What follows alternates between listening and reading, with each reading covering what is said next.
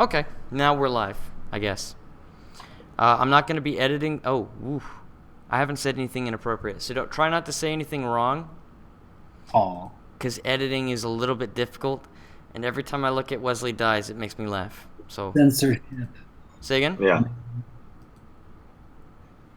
I hope that's not a sign of a sociopath. Actually, you know what? I take it back. If an empathy makes you feel embarrassed for someone else, watching that character die would theoretically indicate that you're more emotionally healthy, right? Sure. Because you just care for him so much that you just want to Well, I know he's not watch it real. over. So if I know the character dies, then that means that Wesley, actor's name, Will Wheaton, won't have to pretend to be him anymore, and that means that he won't be as embarrassed, which means I won't feel emotional pain at watching him be embarrassed.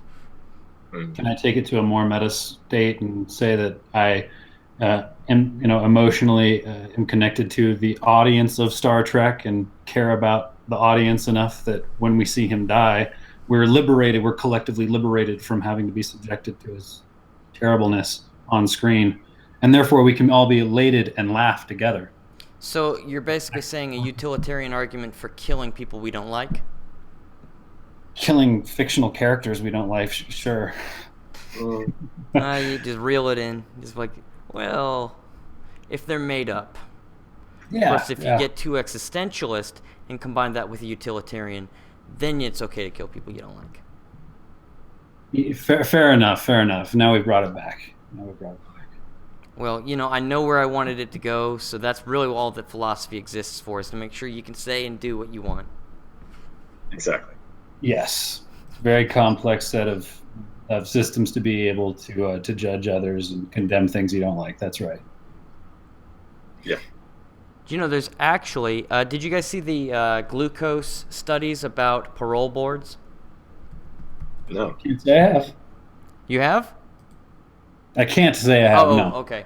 Essentially what they did was they looked at all cases of parole boards and whether or not they decided to give someone, a second chance.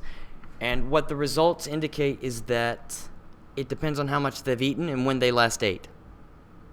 So whether or not they're hangry.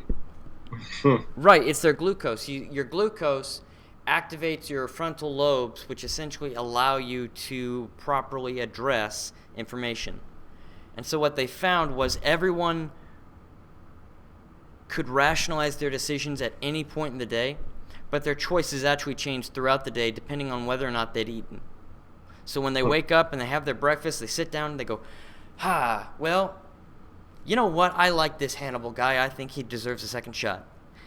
Then when they get a little, like you said, hangry, then they're like, I don't know. Gandhi, Nelson, I don't know. I don't think we should let him out. And then if you ask them, they'll be able to rationalize their decisions. Great, either way. Now, I'm not going to... Go ahead. Are you trying to make an argument for some sort of future AI parole board? I wouldn't, because I don't trust robots any more than I trust people. And I'm firmly of the opinion that if you cannot punch it in the face, it should not be allowed to make a decision about you. Unless it's like God or something, but then there's like, Oh, well, I think God punches us in the face all the time, so... I have a comic book idea for that, actually. Oh, is that right? Yeah, he has the magical ability to punch everything in the face.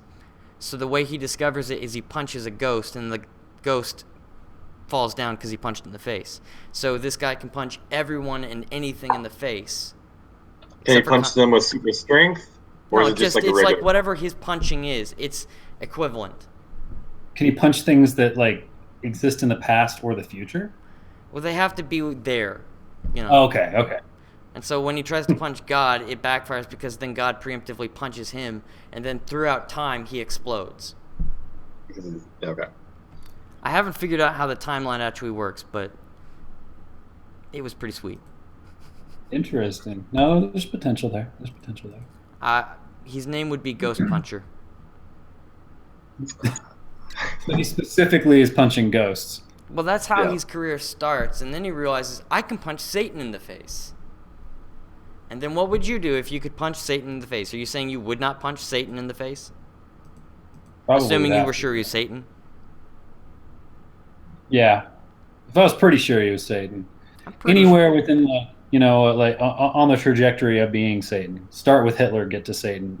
You might think there's like a moral obligation if you had the opportunity to punch Satan. You're morally obligated to punch Satan. Unless you thought that not punching him would help him come to redemption or something. It's like nice. if punching Satan in the face makes him get angry and he's like, I'm going to get back to work. But if you gave him like a pound cake or something and he ate it for an hour, which would be the greater good?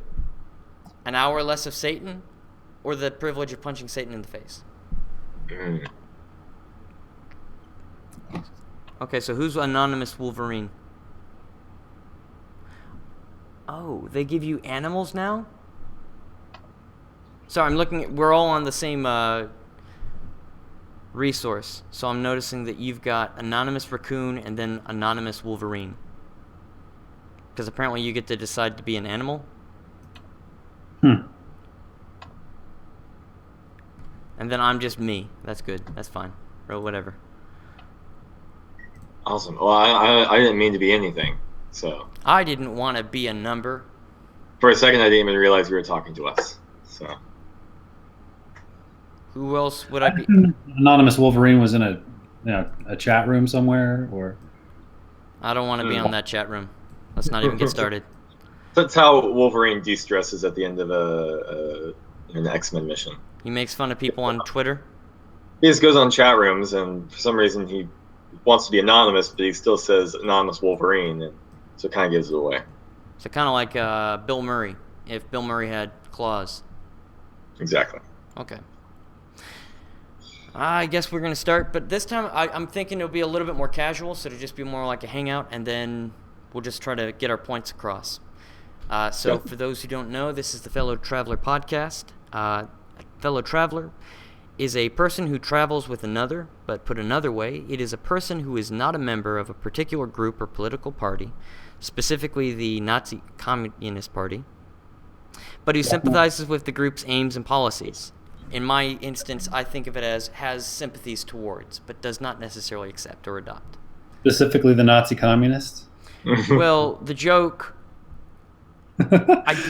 was going to be that I was going to try and do the Russian thing, where they go, are you now or have you ever been a member of the Communist Party? But then I was trying to do that, but then that clicked into the Nazi Party because, let's be honest, there are a lot more jokes about being in the Nazi Party. Yeah. But, Those. yeah, I think there's Sounds a like good a fun synergy. party. Say again? Sounds like a fun party. I wish I'd been invited. This is recording now, right? Let's just put, yeah. Well-dressed party, I will say that. Right. I don't think I own enough leather, so. I'm not sure I'd want to meet the guy who does. Okay, so the first topic is about talk tick. Now this is called a word that I did not bother to remember to write down, but I actually read it up. So I think it's called a oblate reproduction. Essentially, in English, the sounds follow a particular rule. So that goes according to a pattern, and then it follows in the word flow. So the rule is I, O, and then A, or I and then A, but never O or A before I, and never A before O. So tick, tock, tack, but never talk, tack, tick. So does this reflect a biological component or something cultural? So if it is a biological, does that imply the possibility of an objective value that we could use for deriving social rules or norms beyond simply the cultural relativity concept?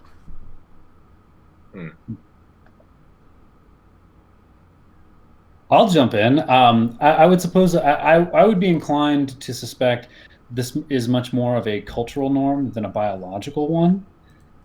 However, I don't know why my mind's being drawn in this direction. I would note that that order of vowels at least does appear to be held by Sanskrit as well. Mm-hmm. So there may actually be something built into sort of like the frequencies of sound in all of existence that we might not even have full awareness of yet. And if that is the case, then it would make sense that it would end up being reflected in our cultural norms as well. So I suppose it's possible, but until we have some sort of deeper evidence of that, I would be more inclined to write it off to being a cultural artifact than a biological one. You also see it in German. Oh, interesting. Which has its own set of root sounds completely disconnected from the from those of English and Sanskrit, obviously. Yeah, I think comparing it to Chinese might be a better way to test that. Yeah, you certainly want to be comparing it to other languages. And if you were to find similarities between the different languages, you'd have to suppose an older root language, and somehow that cultural heritage has been kept throughout the ages.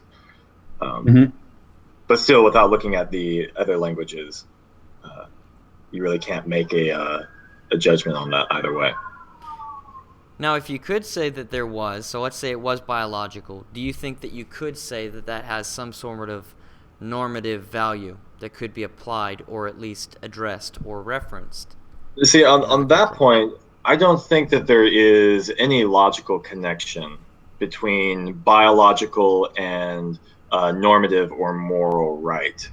I suppose if you could prove that if we are going against nature by trying to train ourselves to order sounds differently than we already do, you'd have to prove that that's unhealthy or damaging in some way. And I suppose from that you could argue that at best it's unhealthy to go against maybe this biological ordering of sounds that we have.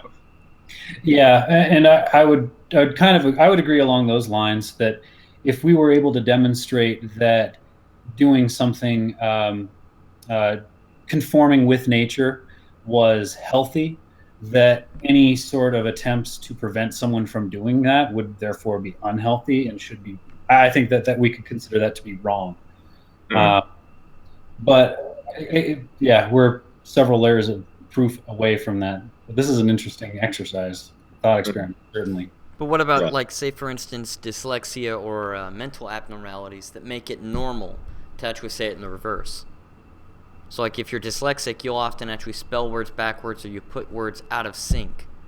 Well, then wouldn't it be for their nature, their biology, it's correct for them, and so you shouldn't stand in their way? Well, but you've already interjected a separate value system by saying if it's healthy for society, and that's actually its own separate value system. Not for society, but for the individual. Mm-hmm. Yes, and I would take that a step further and say it would be very difficult to demonstrate that allowing a dyslexic person to go through their life experiencing their abnormality from everyone else's perspective is somehow damaging to society at large. There's just sort of there's a cultural imposition that they have to deal with, but we all do. There are all things that we as individuals might prefer to do differently than the rest of society, but we conform to society's norms because the benefits are better than the disadvantages, than the discomforts. And in the dyslexic's case, the discomforts are having to rearrange the sounds that would feel better were they to come out his or her preferred way. Okay. And I would say also that the idea that because something is natural, it is correct, or there's like tying a moral value to that, because something is natural is morally right, that's a whole other system that would have to be proven and argued for. Good point. Very good point. Okie doke. Go. Final thoughts on this one? I'm left with the curiosity whether the tendency to place a higher premium on that which is natural is just a romantic artifact. Mm-hmm. our romantic roots as a culture. Right. Sure. Final thoughts. I would say, I mean, I think it's very interesting. I'm really curious. I think it's really interesting when you find out the reasons for why we do things that seem just instinctual to us. Um, However, I don't know if anything else can be drawn, further beyond that. Right. Just that it's curious. It's interesting. It is interesting. Okay. My final thought is it's interesting because older languages actually have greater ambiguity in their function and form. And that you find that as a language evolves over time, it actually becomes far more structured and inflexible. Yeah. So like throughout history, if you look at the older languages, that's why we have, say for instance, Latin or Greek, but then you have like 10 different derivatives of Latin, and they actually become more and more complicated and specific, but also they lose their ability to reflect a greater variety of interaction. That's not necessarily related, but I do think it's interesting that we break what we use, and we can't keep it pure or simple. Yeah. Okie doke. So next topic is DNA, property, responsibility, and I'm going to go ahead and put in the word contract because it's fun. Yeah. So science is pretty cool. We can find lost relatives with DNA. Well, I mean, I think it is. I'm waiting for that lightsaber and Starship, but apart from that, it's been pretty uphill. We can find lost relatives with DNA tests. We can figure out which genes cause medical conditions. We can even get rid of those and other scientific things, but we also have problems, including issues with legal and contracts between people.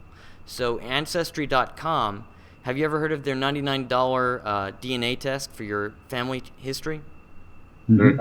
Well, it turns out their contract allows them to claim permanent intellectual property or ownership of your DNA, and by extension, any family members that they can piece together from that DNA.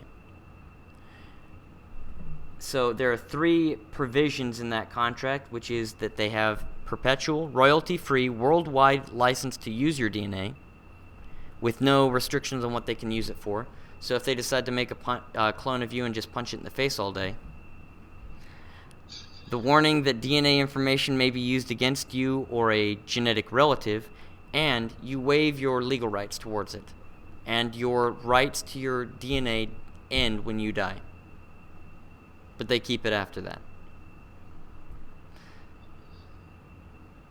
Thoughts on that kind of thing? About how that contract works and what the nasty implications of that genetic code is?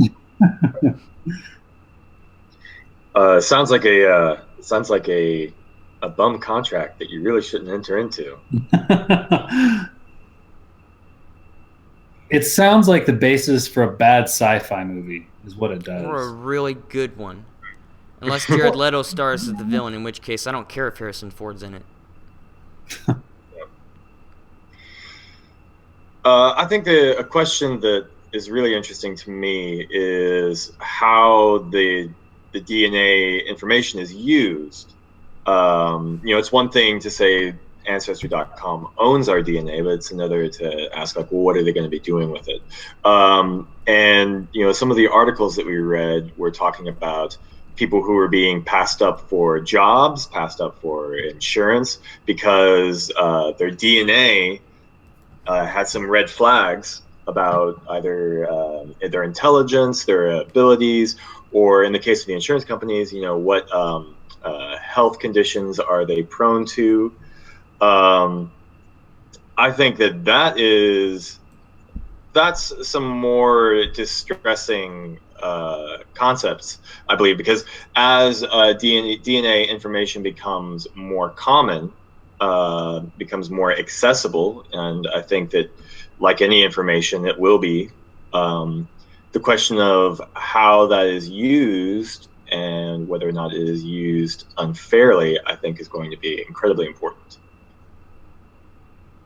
So, for example, the insurance company passes or charges a higher premium, or just won't insure somebody who has a genetic disposition towards they're prone towards certain diseases. Um, is that okay?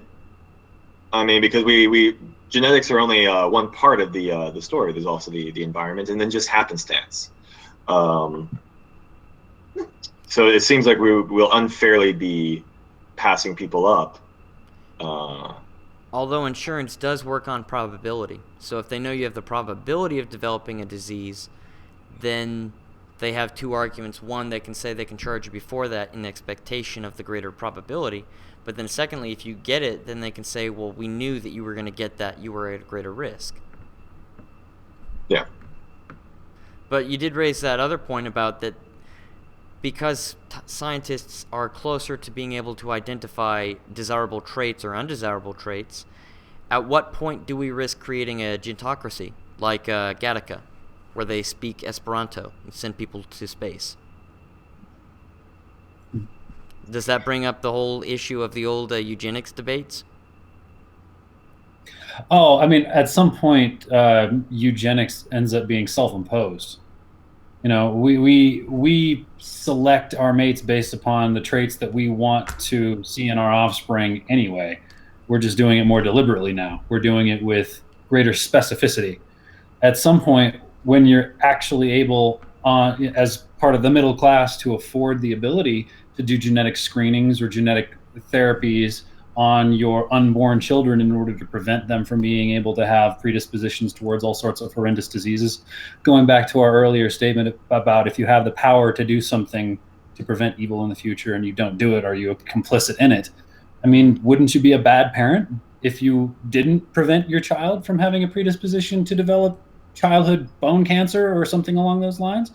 We are screening out the undesirable traits anyway. I don't think that we need to necessarily go so far as to wonder about or to be as afraid as we might have once been about it being imposed from a malevolent outside force or from, you know, some city thousands of miles from where you live. We're doing it to each other through a desire to want to keep up with the Joneses. Yeah. But is that as morally culpable? So if you're able to look at your genes and say, well, we didn't give you that gene, but then we find out that that gene not only could cause Alzheimer's, but cause a actual genius, you know, Einstein-level genius. Well, isn't the difference being that we purposely removed it rather than we took environmental risks? So, for instance, if you say, I like the look of her nose, we clicked, that seems a little different than I took a bit of her spit when she wasn't looking, we check out, got married, and then we wound up with weird babies because it turns out they have no personality. Of course, there's a difference in that. And ultimately, the biggest, the most controversial aspects of this topic to me are on the issue of our understanding of property rights and of privacy rights. Because going forward, clearly the archaic institutions that we have used to identify property are not as applicable to a world composed primarily of information-based value. Right. Where valuable things were things that you could pick up, or things that were stationary, existing in the world, to one in which it's in the ether.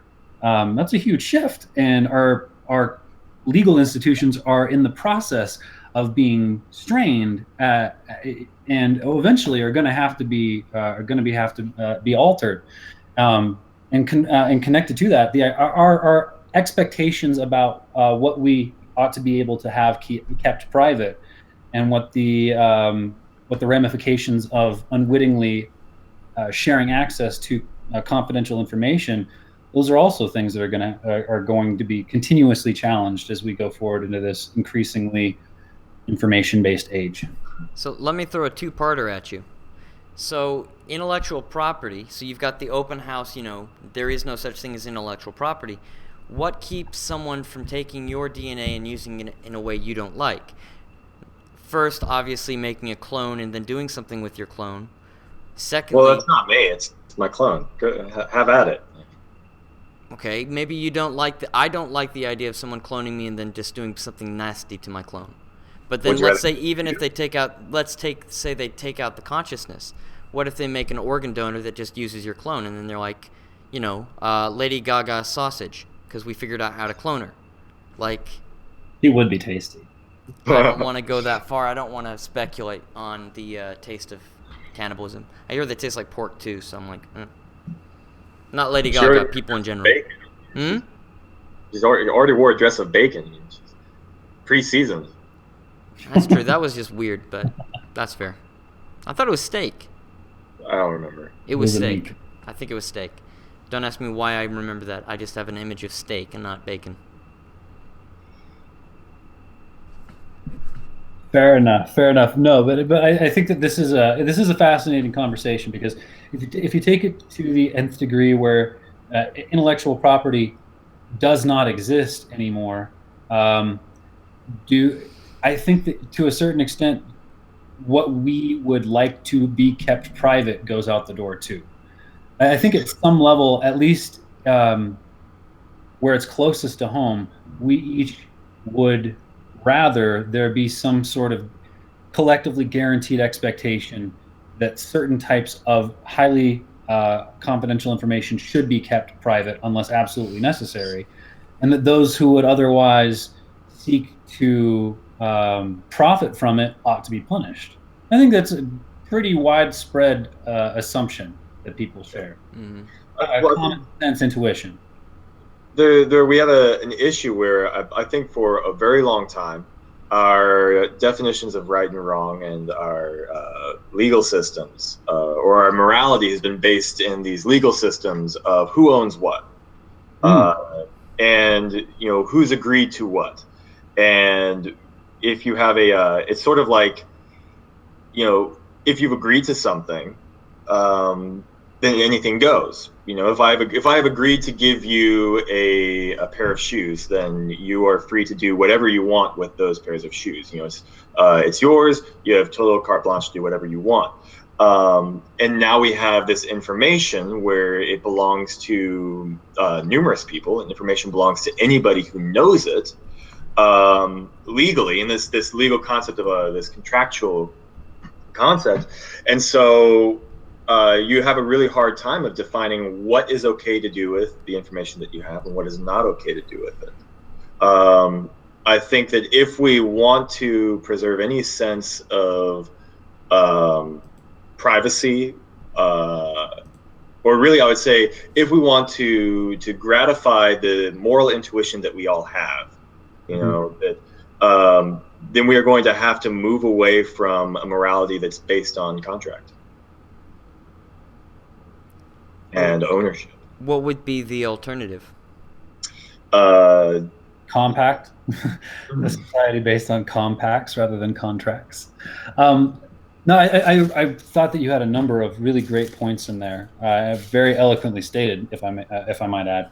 And it touches on something that I've recently been intrigued by, which is the notion that property, by and large, is an institution that has entirely descended from the caste of royalty, of nobility, and only very gradually has it been extended out to the plebeians, to the average Joes of the world.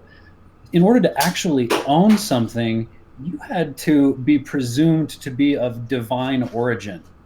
And only very gradually has that notion been extended out to the entire body of humanity, to the point where people let go of the question of whether or not they do own something, have the right to actually own things. And that notion in and of itself is a very, very modern one within the course of human existence. So now, where you have a world in which the right of ownership has been extended to the entire body of human beings, that creates its own set of complexities and challenges. In a world in which there are very few kings, it's pretty easy to define the rules of their conduct.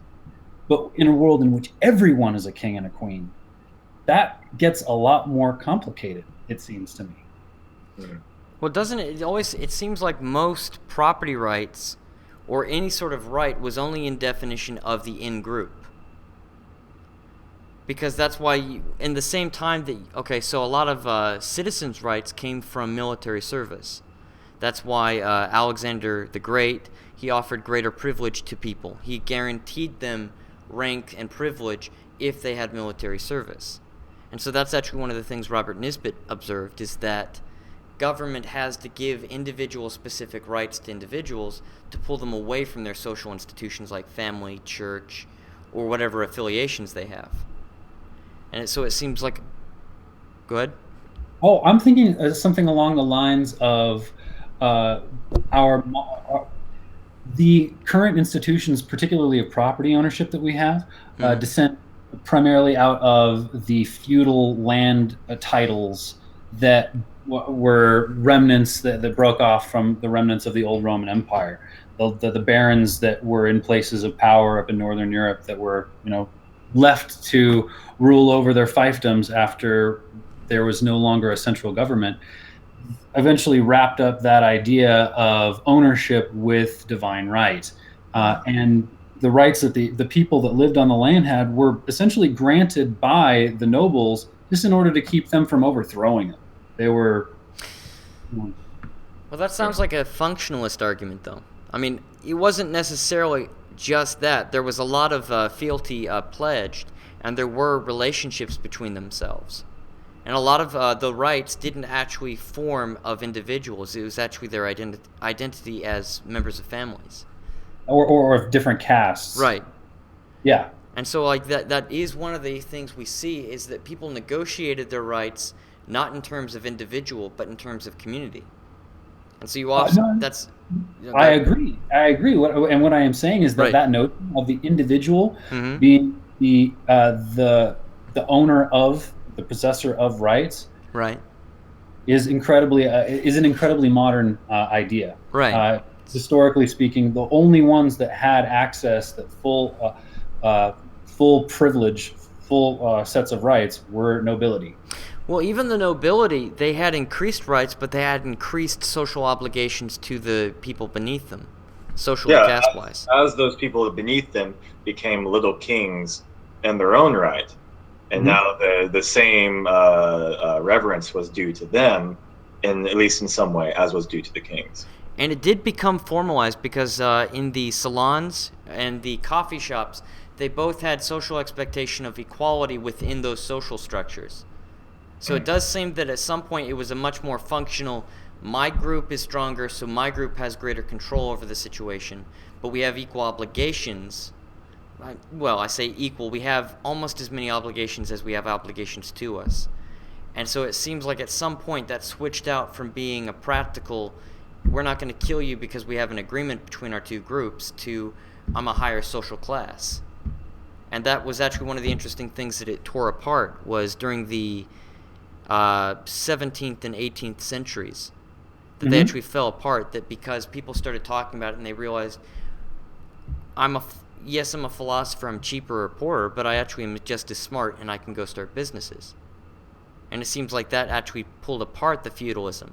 So it seems like at some point the feudalism hit that high point of being all the authority in their hands, but they quickly lost it. No? No, I would tend to agree with the storytelling, the way that you're explaining it. My fascination is really about, it centers on that switch, that flip, and the consequences of it that are still playing out. Well, actually, because as much as I think people have had a tendency to embrace and have exorbitant amounts of reverence for the function of rights in our modern society, the corresponding category of obligations tends to be underemphasized. The obligations that we have as little kings to all the other little kings out there. Yeah. I think in that due to the lack of concentration on that category of the social compact, that's where we get a lot of our social frustrations. and our discontentments with our current social arrangements. We just don't have a sense of obligation or expectation to Right. what we do together. The crisis of the nuclear family. Yeah. So Yeah. speaking about obligations, I think that wrapped up in the concept of ownership has always been the idea that if I own something, I can do whatever I want with it. Right. And I think that if to solve the issue that we're having now with intellectual property, and which is only getting worse, there is our sense of right and wrong on the issue is going to have to be expanded to include obligations of what we do with the things that we own. Obligations to the objects, or obligations to others around us, or the future posterity, or what? Well, I think that by and large, our issues, all the intellectual property disputes haven't really been about who owns the thing, because it's information. It can't really be owned, or it can, or in that it can be owned by everybody. And if it's owned by everybody, can you really say it's owned by anyone? At least not by that carte blanche, do whatever you want with this thing that you own. So we've been addressing the intellectual property issues and disputes of intellectual property with this very basic concept of ownership, that I can do whatever I want with the things that I own. And I think that what we're going to have to start seeing is that there's a right and wrong and a obligation that extends beyond this simple concept of ownership. That maybe if I own information, if I own your DNA, your genetic information, there are things that's wrong for me to do with that information. Doesn't that lead potentially to a restriction on your own personal behavior with your own personal information? Like, I could go in and say, since someone else can't do it, you can't do it with your own DNA. Like, if you said you wanted to figure out how to clone yourself to make the perfect being. Well, just because I have a right hand and I can Right. scratch my nose, and there are people in the world that don't have right hands and can't scratch their nose with them, are they worse off because I can? No, I don't see how me being able to do something in and of itself leaves anybody else worse off. So Well, I don't think that situation would that create a origin argument of property? That whoever developed it, created it, owns it in a greater way than anyone else can? Because what I mean is, if you've got your DNA and I can't take your DNA and use it in a certain way, but if you could do that, that would be creating a separate concept of property between the two of us that can't be changed or altered. I think that's an interesting idea, but I don't think that you need to take it that far or in that direction. I think that when you're talking about people's behavior, you're talking about ethics and right and wrong. I think a pretty simple harm principle is still sufficient. That you're not able to use information in ways that would reasonably be expected to harm others. It seems fairly cut and dry, actually. But it does produce, like, even that, there is that sort of question of how do you define what harm is? Because, say, for instance, you make a clone for yourself, right? For organ replacements or something along those lines. Yeah. There is a certain point where we absolutely plan on doing that. You do or don't? Absolutely. Yeah, just don't make it smart. Just like make sure it doesn't have a brain or whatever. Oh, absolutely. No, have you guys seen the video on? No. Have you guys seen the video on Facebook recently about super meat? No. Yeah, the thing where it's like they figured out and it was like a really bland hamburger, but now they've almost got it so they can just make a lot of meat. No. So what they have done is they have essentially figured out how to clone specific pieces of meat. So Right. rather than cloning an entire cow, you just clone a steak. No, yeah. You're just growing. So in the same way, I can use my DNA theoretically to just grow Garrett hearts or Garrett livers. I'm definitely going to be blowing out my liver, so I'm going to need some more of those. But I can just grow these specific people. Oh, it looks like salami. Oh, that's horrible. It looks like I spam don't know salami. the particular one. This is like an in development technology. You're talking about the So- in vitro meat, right? I haven't heard it referred to as in vitro meat. I'll find the link and send it to you. It looks like weird salami Mm. ran through one of those Google Deep Dream programs. It's supposed to just be just like regular meat, except using about 98% less resources to produce. Right. I'm not saying it's Wow. not going to save America or save the world. I'm just saying it freaks me out to look at it. And therefore, I want to Oh, fair. outlaw all of it, as an American should. Just turn the lights off when you eat it. Oh, well, then it could change into something else. You've played that game. What is it? A game where the mugs turn into monsters? Oh, I don't know that. Hang on. I'll look it up. No, Monster Mug does not get me the answer I'm looking for. Video game. But now, what about the John Deere situation? Are you familiar with that? So John Deere is... Say again? No, I can't say I am. It's an interesting application of property rights. Apparently the DMCA was repealed or something of that sort, so it altered the way the contracts are able to work. And essentially what they're doing is they're saying because all of our tractors have software on them, that means they're software intellectual property. And because you walk in and do your own repair without taking it back to us for the repair, which we charge extra for, that constitutes a violation of our intellectual property, which includes all of those fun intellectual property lawsuits. 5 years, 30 million. So that sort of thing. I've got the article, I can share it with you. But essentially, John Deere is claiming that they own... Say again? Basically, they're using the intellectual property right laws screw with the concept of intellectual property, and they're essentially saying we own the tractor, we're leasing it to you in the same way that we license software to you. Yeah. So by doing home repairs on the tractor, you are modifying their property. Right. So. Although I think wasn't there a lawsuit against Microsoft that said that you could insist that you get the computer without Microsoft software? If that's good. I seem to recall that. If that's the case, I think you might be able to sue John Deere to have it with they take their software out. And if they can't do it, then you can say you can't force us to buy the software and the tractor.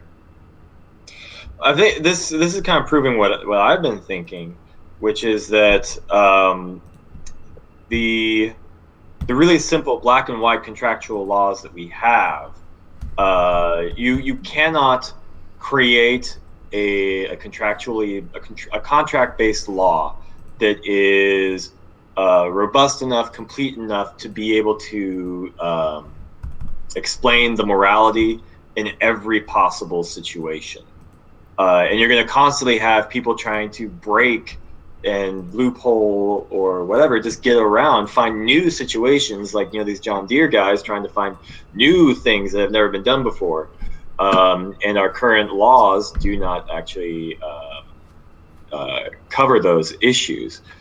What we're going to be looking towards is something I think we have to look beyond the very basic black and white contract laws that we have at the moment. Well, also don't forget the intellectual property has been pushed back every time Disney gets close to losing, Steamboat Willie? Yeah, access to Mickey Mouse as a piece of their property, yeah. That's why you can use older books, but you can't use the books since Steamboat Willie. Interesting. Okay, so are we ready to jump over to the last topic? I think I am. Anybody else have any final thoughts? This is fun. Let's keep the train rolling. There aren't any trains in this one, but they are kind of like lifelong machines, so I guess you could say the track never ends. Yeah. Who owns Thomas the Tank Engine? Who cares? Ever since Carlin died, I don't care about them. By the way, I did not appreciate the fact that that was Carlin talking on that show. Do you remember that? Yeah, George Carlin on Thomas the Tank Engine. He's a miniature little conductor, and you're like, that guy knows He's family friendly. Yeah, as long as he's not saying the 5 words. Yeah. Okay, so there's been an ongoing debate as to whether or not computers think like people. Some say that computers are becoming increasingly more similar to human minds, and you can see that with the neural network systems, while others point out that computers are founded on quintessentially different mechanisms and therefore can never be, nor should ever be thought of, as human minds. But on the other hand, we have organizations like DARPA are actively looking at installing and developing AIs to be able to reason and learn similar to biological systems. Not only human minds, but even germs and the way they adapt to their surroundings. So go ahead. Well, I wanted to clarify, is this a question of should computers be able to think like biological organisms, or is it a question of can computers? Like, is it possible for them to? Well, that is a question, but the question I was actually going to ask is there a point at which we as humans can no longer claim to understand the mechanisms we are setting in place, and if such a thing as a sentient or sapient AI were to be created, how could we give it guidance, recognize it as having some sort of thing that qualifies as intelligence, and what on earth would we do with it if such a thing were to be conceptually possible? So why do you ask such easy questions? It's the libertarian element of my personality. It just says, well, let's ask something simple. What do you want for lunch, or what do you think about AI? Wow. Oh, man. Well, geez, to just dive right into the deep end of this, I suppose.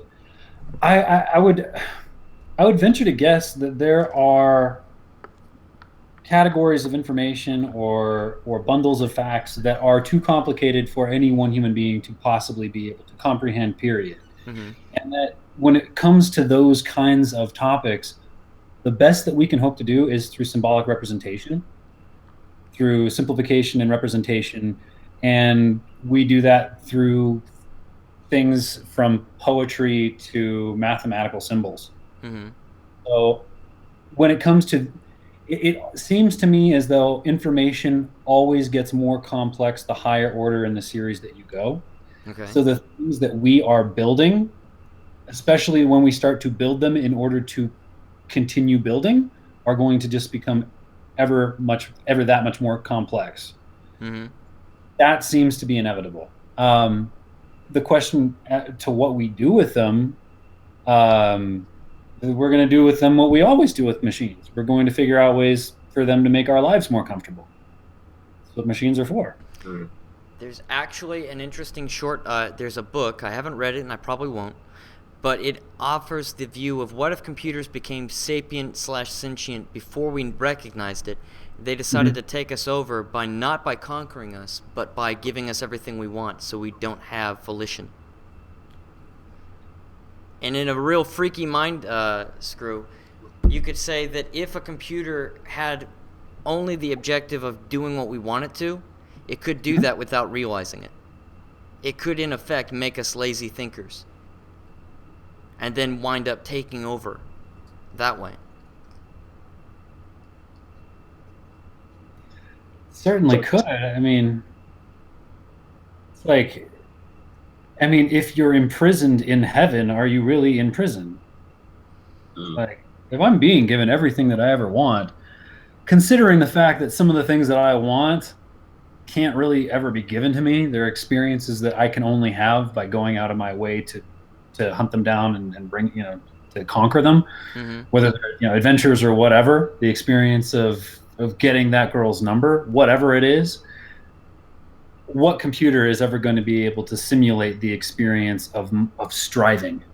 There are certain things that you can't simulate, I would submit. Do you mean simulate experience, or develop an understanding complicated enough to understand how to set in motion such an environment?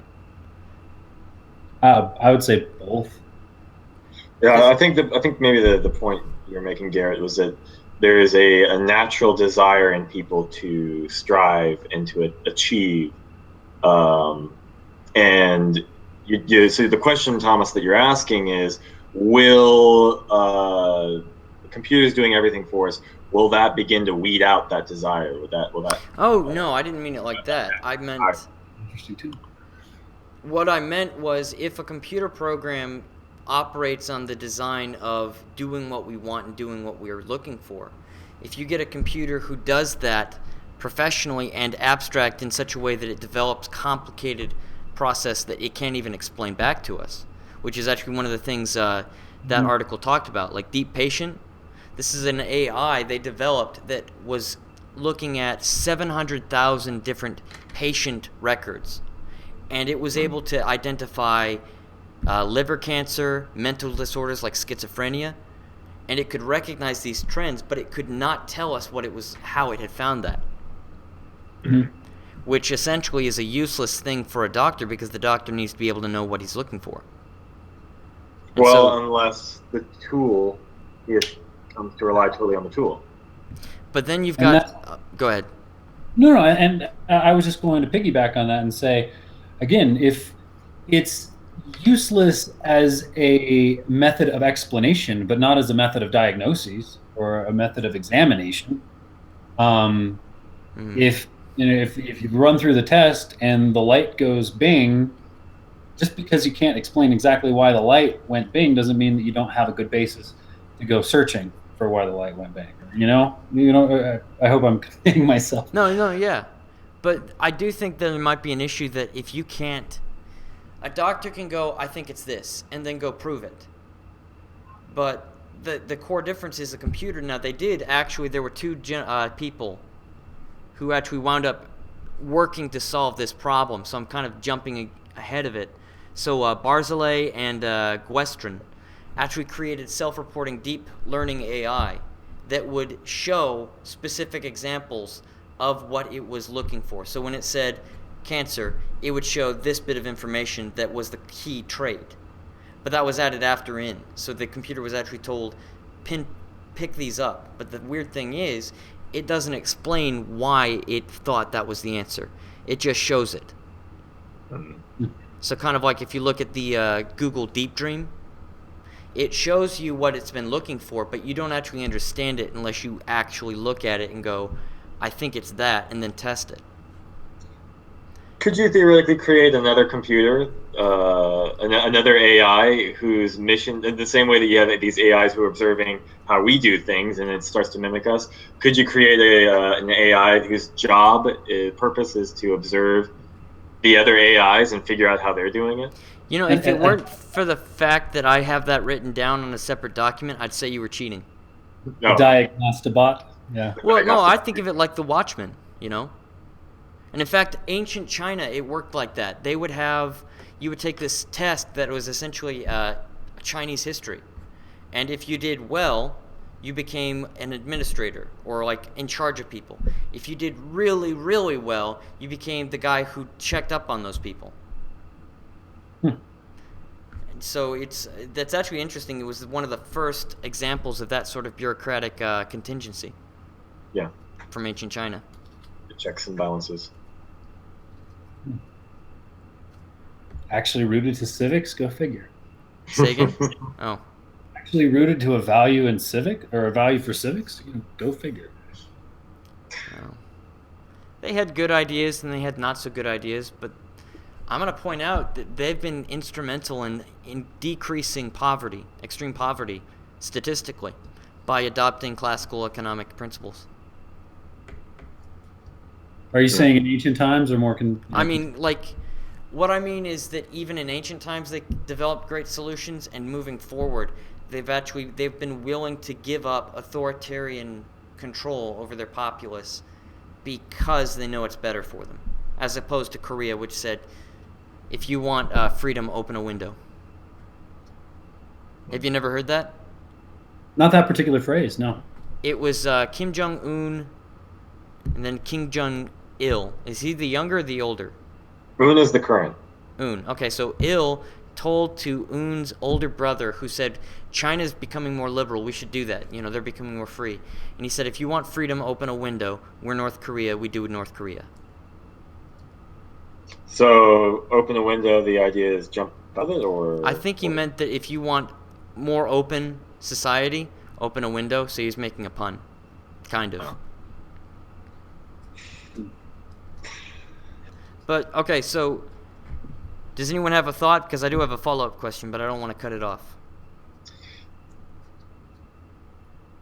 No, I'm ready for well, I do just want to say that of course, the idea of a thinking, learning thing that's doing things, capable of doing things, that we don't understand, of course, that's terrifying. That's absolutely terrifying. And the idea that this thing, unlike another human being, this thing has no desire to communicate, has no desire to explain itself, has no desire to be connected to us at all. Of course, that's absolutely terrifying. Now, so do either of you know the design characteristic? I just want to briefly, because I read the article. So, do you know how it works? Design characteristic of deep learning. So it uses neural networks.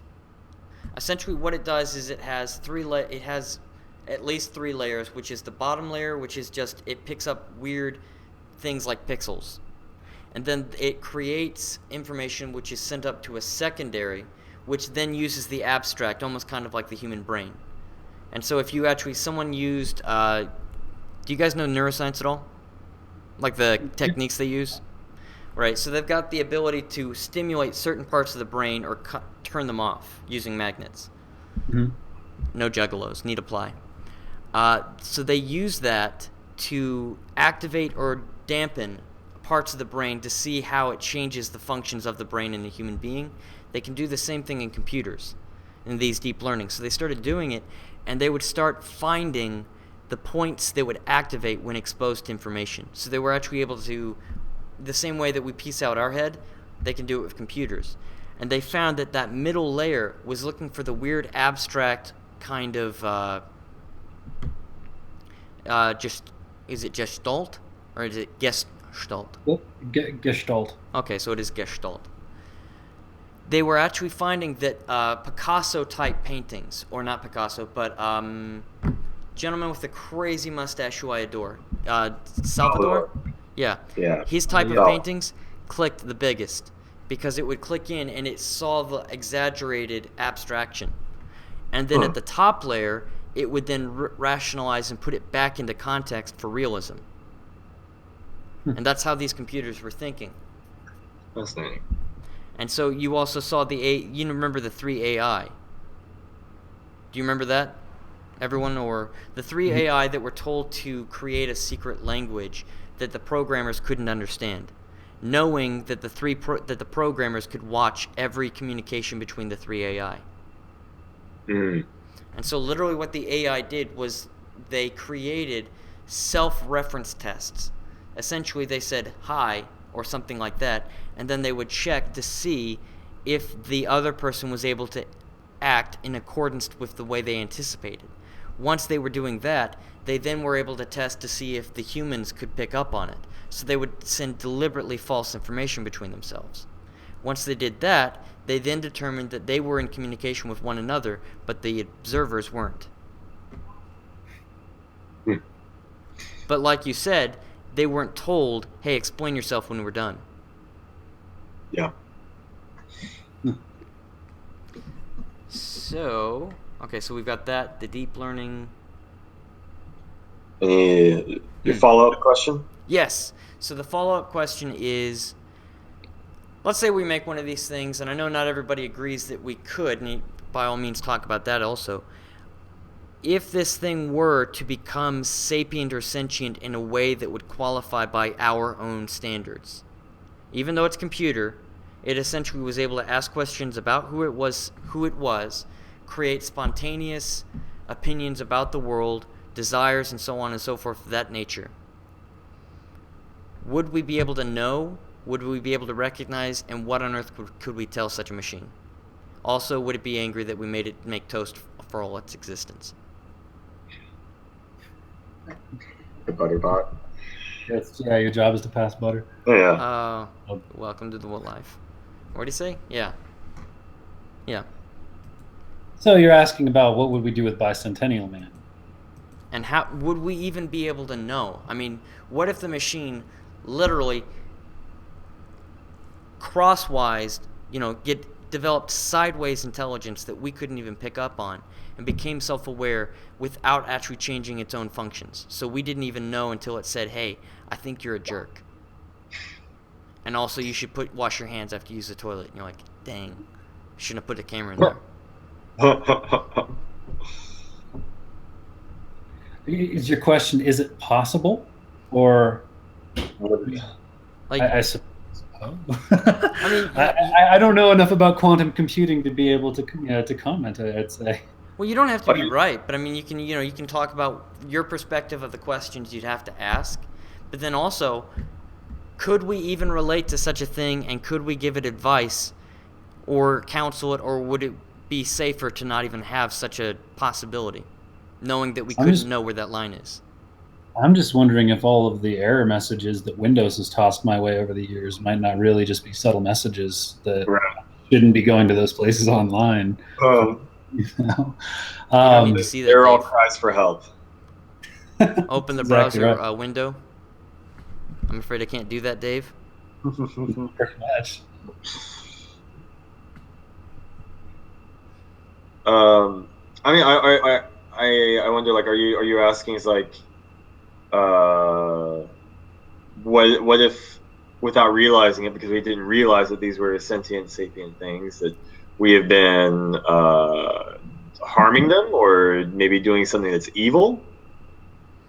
Or what if the machine, or what if the machine we didn't realize what we were creating until it was already created, and then it gave us feedback that made us go, "Oh crap, it's there, we thought it was here. We thought it was at this level, it's already jumped in a way that we couldn't anticipate." And what if what it saw as being cruelty was not something we would have considered cruel? Are you asking what we do then? Or, I mean, what do we do? Can we even anticipate that? Could we even try and figure out a way to figure that out? I think we just unplug it. Yeah, we would shut it down. You do know that answer is what gets everyone killed in every single movie ever. Yeah, you're right. The only thing worse is saying, well, let's go ahead and put a sociopath in there to really shake up the system. And then it turns into a glass monster that tries to kill Denzel Washington. That's a movie. You can check it up. It's actually really good.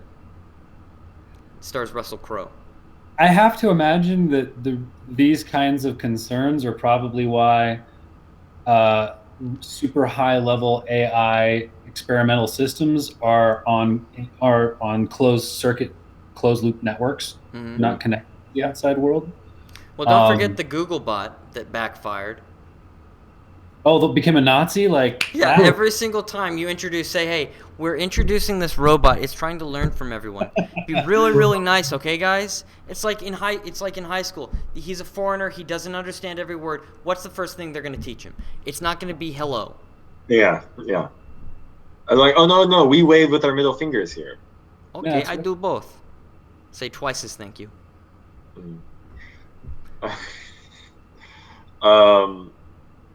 I mean, I don't know. I mean, I think that probably the most morally right thing to do would be to just be careful, to start treating it like it's a human being, because if you don't know, then by unplugging it, then you run the risk of you've just committed murder.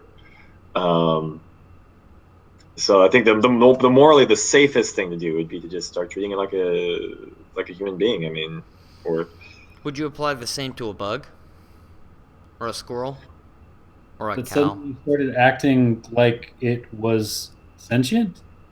Well, I mean, they are sentient. Don't forget, they are sentient. They're not sapient. Oh, yeah. Sapient. Okay. Right. Sentient means that it has a comprehension of its surroundings. Like even some plants have quasi. Sapience is it's self-aware. So the way I think of it is, a dog can watch you throw a ball down a well and understand that it's down at that well, but the dog doesn't think about another dog in another country and think, I should go kill that dog. Fair It's enough. like humans and, dolphins are the only, and chimpanzees. I was going to say, chimps have committed acts of vengeance. They're psychotic. That's why God made shotguns, and that's why we should have them. Because of chimps for all the specifically? chimps. Did you see that? Do you carry know a about shotgun the? with Do you you know everywhere. about? You never know when there's a chimp. Do you know about? Could be behind there. You know about the cake, right? Did you hear about that?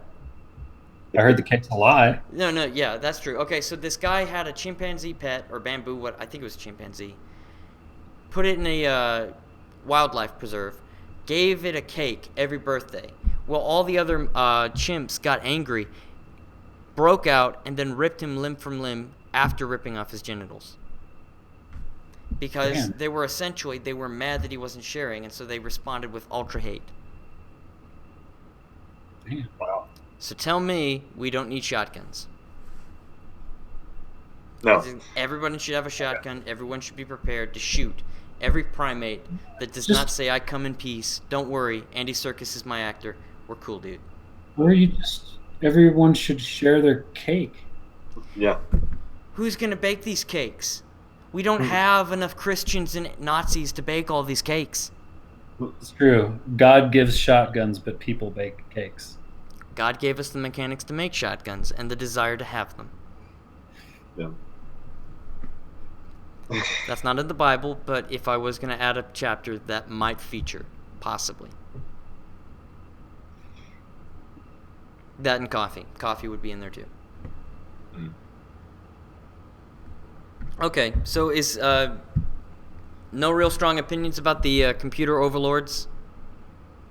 About whether or not there would be a possibility that they would become people?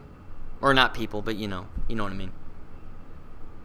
Like, would we even have a moral obligation to something that doesn't have a similar trait? I mean, like, would we be morally obligated towards a thinking sapient thing, but it's so vastly different from us? Right.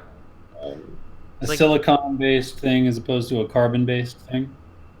Right, and actually, I think we do have a silicone-based... No, that was a lie. That was a test. Yeah. I mean, my first inclination would be to say yes, but I don't know. Without a god. I mean, I guess that would be a big difference, is if you ask if there's a god or if there's a divine being. Because, like, if you think about it, even our obligation to knowledge is in reference to other beings. So you say it's wrong to destroy a book with information on it. Why? You're taking something from the world. Well, the world doesn't really care, because the world looks at it and goes, well, it doesn't say anything, but if it could, it'd be like, that's just a bunch of ink on paper. I've already got that information in me. Yeah. So it's like everything we do is in relation only to ourselves and others like us. Am I wrong? I mean, I didn't take that philosophy course. No, you're actually touching on some topics that are pretty hot button issues in philosophy of sustainability and philosophy of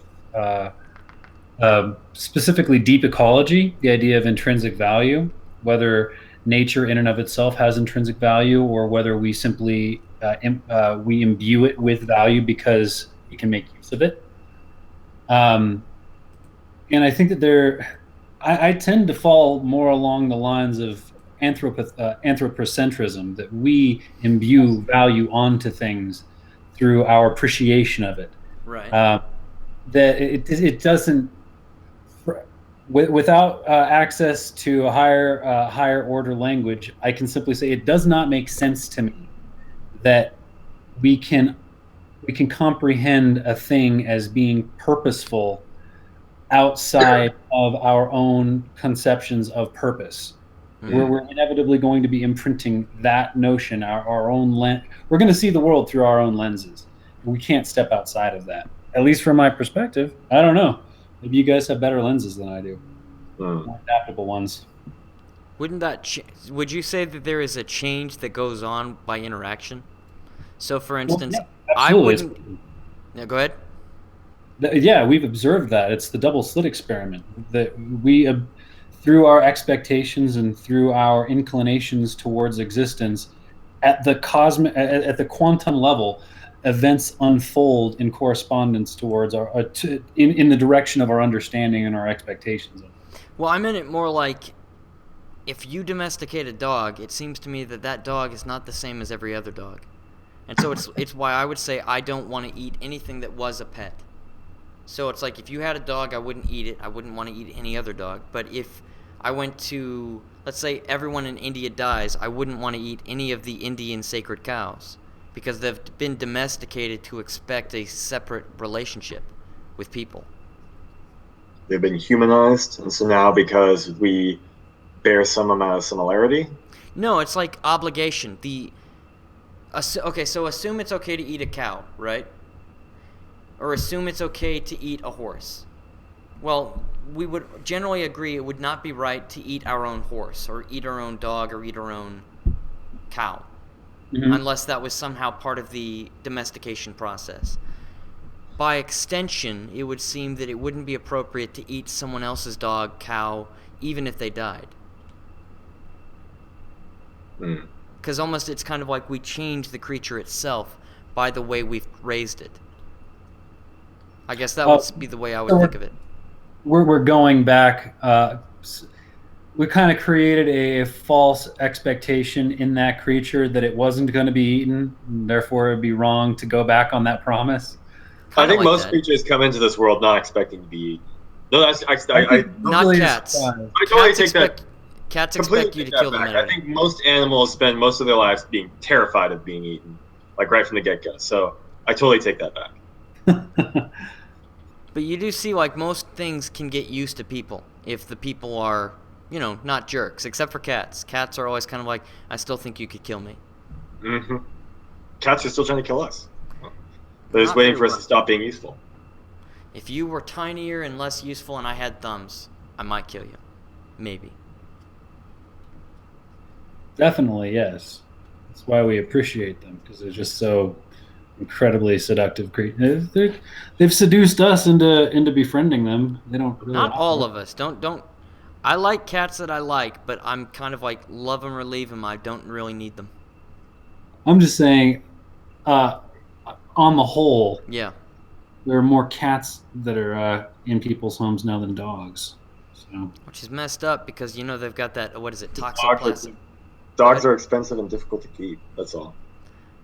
Cats, you stick them in a corner and hope they don't tear anything up. Yeah, just give them a big bowl of food and water and some sand to poop in. I'd disappear for 2 weeks and they're fine. They're probably happier when I'm gone. I shouldn't say that.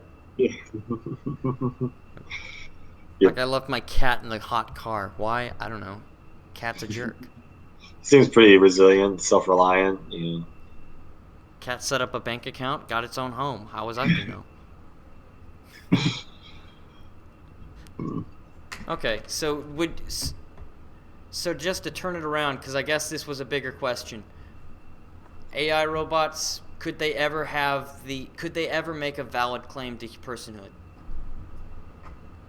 of some sort, so that we would have a moral obligation to them? That wouldn't somehow turn back to us being that right.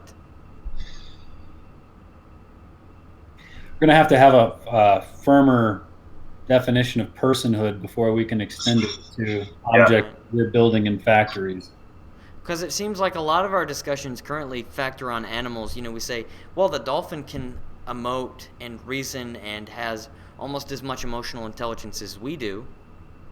Mm-hmm. And we give human rights to a lot of people or things that have mental handicaps. Well, I say things, that's not fair. We have people who have mental disabilities, and we give them personhood. But then when someone becomes, say, a vegetable, we say the personhood is gone. So it seems like we're kind of narrowing down in spite of... I think many people are very uncomfortable with the idea of not treating a mental vegetable as a person. Well, Catholics or other people? I would say that most people would still consider that is still a person. And they would be very uncomfortable if not, Is that by Is What's that that? by habit? Is that by habit or reason? Because it seems like a lot of it is just sort of I got a vibe that goes I mean, that way. all of this is what we're talking about is at least as far as I know, still just moral intuition. This idea of trying, like we see that there are some things that have some that moral obligation is due to them, that their existence entails some value, which then entails obligations on all people. So an example would be other people, and what we're still trying to figure out why, and the best we can figure out at this moment is this concept of personhood. We're saying this thing has personhood, and we have like a person, and that explains why we feel this obligation towards it. I think that you're right, and I think that I mean there are two concepts that seem to me that go along with that, and those are consciousness and spirituality. The idea of some sort of self-awareness, free will that goes along with that, and therefore the source of it all. This idea of a shared connection to the source of all things that imbues all things with value or meaning or purpose, or all of these other categories of concepts that go along with it. It's very hard for me to comprehend of a machine having a soul. It does not. It just doesn't compute, for lack of a better term. Well, I mean, I don't have problem comprehending of a vegetable, of a person in a bed without the capability of being able to interact with the outside world. I don't have a problem with comprehending them as having a soul. Right. Why is that? I'm honestly not entirely sure, except it seems to me that there's an intuition, as you said earlier, Nick. There's an intuition that the person in the bed is still somehow plugged in to that source of all things. That the energy that imbues them is sacred in some way. Whereas the energy that flows into a computer, when I turn it off, I don't shed a tear for it. So, well, what about this? We pretty thoroughly understand the mechanical processes by which human beings come into existence. We understand where babies. Are you saying the birds and the bees, or are you trying to say something? something? Yeah. We understand where babies come from. Oh. So storks.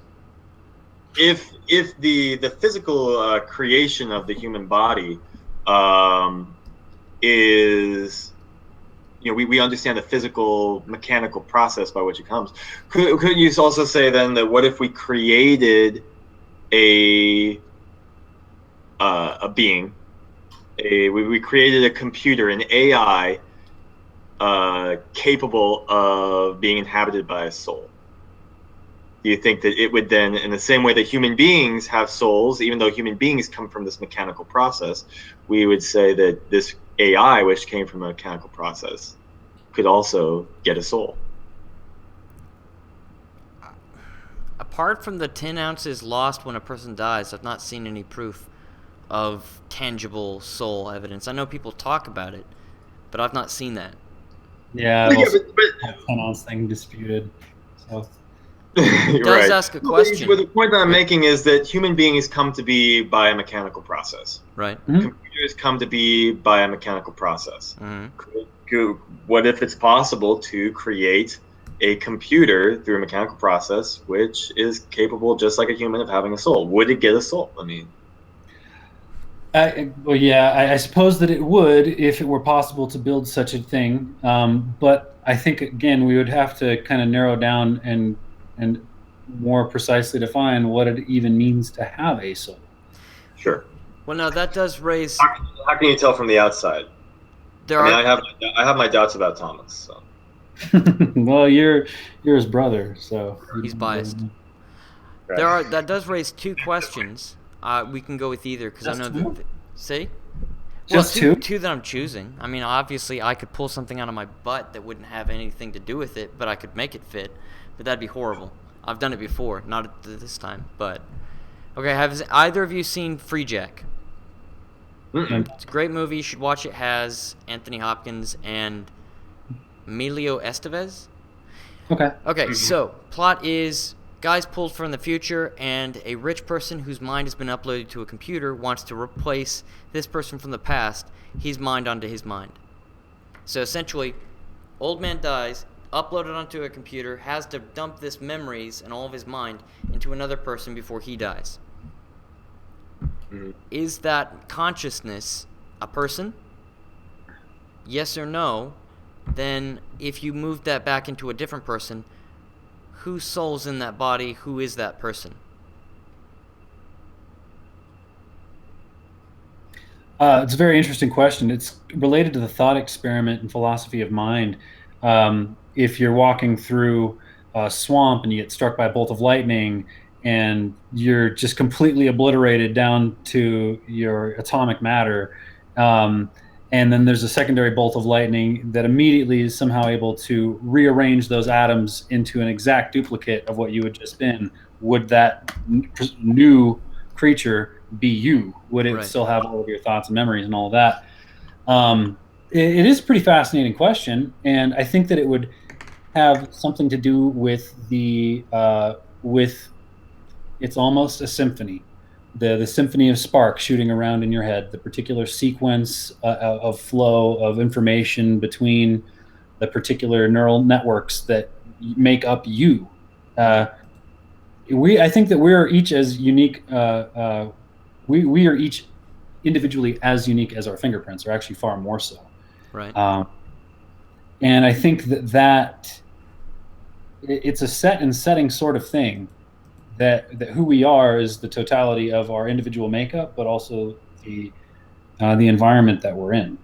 The both and sort of a thing. Right.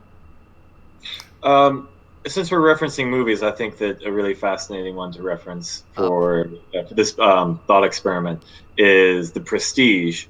The moment they're going to spoil some stuff here for anybody who's not seen it. Is that the one about the magicians? Yeah. So at the end, you're about to screw this up for me. You've not seen it?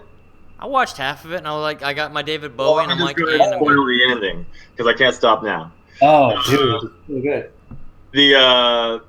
The ending, you find out that cloning is taking place, and there's a moment where now I hate this movie. Where there's a moment where one clone is dropped into a sealed vat of water, so he can't get out. And he sees the new clone who goes on to complete the other half of the magic trick across the room. That's the worst magic trick I've ever heard of.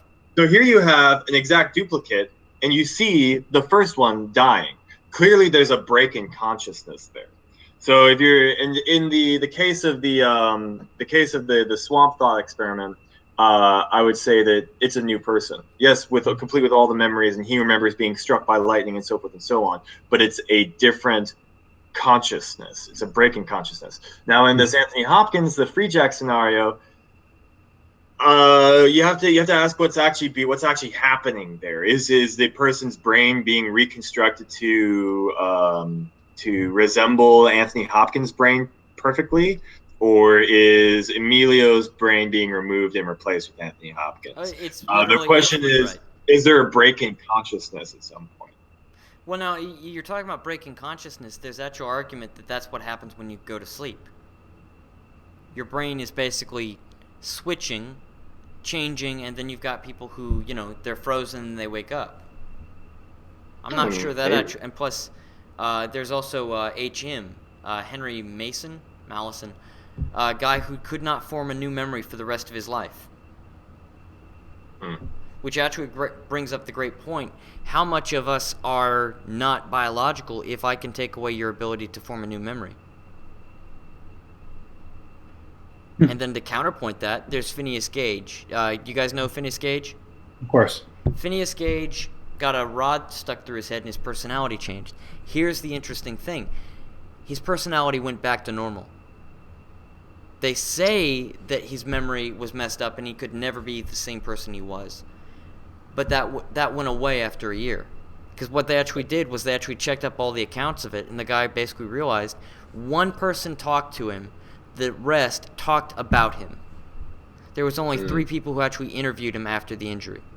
And everyone else basically just hyped it up because they thought it was so cool that someone could personality change. Okay, so eventually it's the pathways in his brain that were broken, that were resulting in the misbehavior, they eventually recreated them, so they reconnected. Like his brain adapted and he became a decent He moved human. back to who he was. Neuroplasticity is an amazing thing. Yeah. And I mean, that's actually, the philosopher, I know I'm jumping, but the philosopher discussion about if a blind man was given sight, could he see? You know about that? Yeah, yeah. Could he recognize a ball if you described it to him? He can't. They did it. They actually gave someone sight, and what it is your brain adapts to what it's given. So if you don't know how to see when you're young, you're never exposed to it till you're already mature, your brain cannot properly perceive most of what it looks at. So your spatial awareness is off, your ability to rotate 3D images is wrong. Essentially, you're thrown with this completely new data, and your brain is already set in motion. Okay, so back to the original question. Right. Or at least some of the original questions. My final word on it is, if it can be proven that personhood is the essential factor in moral obligation, and if it can be proven that computers can gain personhood, then yes, we are morally obligated to treat computers like people. It's a salacious argument. That doesn't answer very much, though. You've basically said if it's true, then it would be true. Exactly, but that's the best answer that your question can have. I don't know. I think that if we thought about it and made a really weird book, we would come closer to the answer. Yeah. As long as we made it fun. I think that if we start building computers to look and resemble people, to behave like people, that people are going to start treating them more like people, and we will eventually inevitably extend legal rights to them, whether or not they have ever actually become imbued with souls or persons or anything. Just because we care about them, they'll get all sorts of categories of rights attributed to them. The anthropocentric morality. Yeah, because it makes us feel good to know that that others are not allowed to abuse things that we care about. We're going to make laws about it. Yeah. Of course, then again, that's what we do for each other, in a way. Unless you're a nice person, that's what we all wind up doing to each other. Making assumptions about how other people feel and experience things. And then attributing human rights or human existence to other people. Yeah, I would agree. Because, I don't know, that's kind of why the continental argument kind of takes place. Is the only thing we can really know is cognito ergo something sum. Cogito ergo sum, I think, therefore Right. I am. Although I wouldn't say I. You don't know if it's I. You just know something exists. Yeah, something. Well, yeah, but sum res cogitans was actually the answer to his question. I am a thinking thing. Mm-hmm.